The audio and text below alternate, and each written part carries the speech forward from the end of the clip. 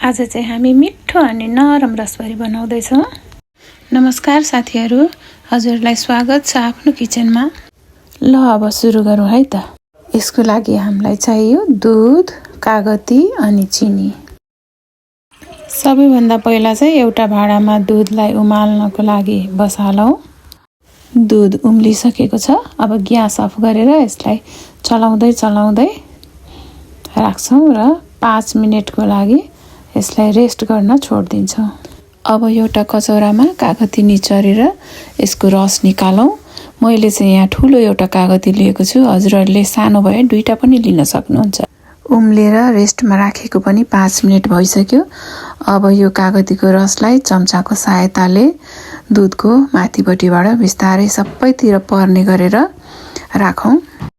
यसलाई हामी बिस्तारै चलाउँदै मिक्स गर्छौँ र यो दुध फाट्न सुरु गर्छ र ल हेर्नुहोस् कति राम्रो छेना रेडी भइसक्यो। छेना निकाल्न चाहिँ एउटा ठुलो बाटा अनि त्यो माथि पाल परेको छाल्नी राखेर अनि मलमलको कपडा युज गरेका छौँ।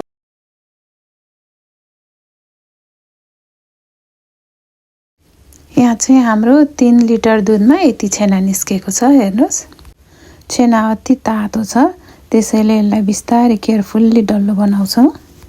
अनि यो छेनालाई बिस्तारै सर्लक्कै एकचोटि चिसो पानीमा पखाल्दिउँ, जसले चाहिँ हामीलाई यो बाँकी रहेको पानी पनि निचोर्नलाई अलि इजी हुन्छ। बाँकी रहेको पानी पनि तर्काउनको लागि यसरी नै 25 देखि 30 मिनेट राखौँ। 30 मिनेटपछि यो हाम्रो छेना नरम र एकदम स्पन्जी भएको छ। यसलाई चाहिँ हत्केलाले 15 देखि 20 मिनेट एकदम राम्रोसँग माड्नुपर्छ। 10-15 मिनेट माडिसकेपछि चाहिँ यहाँबाट चाहिँ तेल जस्तो निस्किन थाल्छ र एकदम नरम हुन्छ। यसरी तेल आइसकेपछि चाहिँ अब यो भाँडामा अनि हातमा पनि टाँसिँदैन र यसरी डल्लो बनाउन सजिलो हुन्छ। कत्रो रसभरी बनाउने हो त्यति नै पार्ट लिएर 2 हत्केलाको बीचमा राखेर एकदम हल्का हातले नरमसित गोलो बनाएर यसरी डल्लो बनाउँछौँ। अब बाँकी रहेको सबैलाई पनि यस्तै गरी डल्लो बनाउँछौँ। अब चास्नीको लागि एउटा ठुलो भाँडामा जति चिनी हो त्यसको डबल पानी हालेर चाहिँ उमाल्न बसाल्छौँ। बास्नाको लागि मैले चाहिँ यहाँ सुकमेल कुटेको छु। हजुरहरूले सुकमेलको धुलो पनि युज गर्न सक्नुहुन्छ। यसलाई चास्नी बनाउने पानीमा एड गरिदिने र बिस्तारै चलाउने अनि उम्लिनको लागि छोडिदिने। चास्नी राम्रोसँग उम्लिसकेपछि एउटा गर्दै राख्दै जाने र यसलाई 15 मिनेटको लागि ढक्कन लगाएर राख्ने।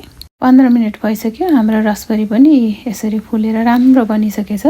रसभरी कतिको जुसी र स्पन्जी भएको छ त्यो पनि देखाउँदैछौँ। हाम्रो मिठो रसभरी रेडी भइसकेको छ। हजुरहरू पनि यसै गरी बनाउने ट्राई गर्नुहोस् है त। भिडियो मन परेमा यो हाम्रो सानो प्रयासलाई प्लिज लाइक, शेयर र सब्सक्राइब गर्न नभुल्नुहोला। अर्को भिडियोमा फेरि भेटौँला।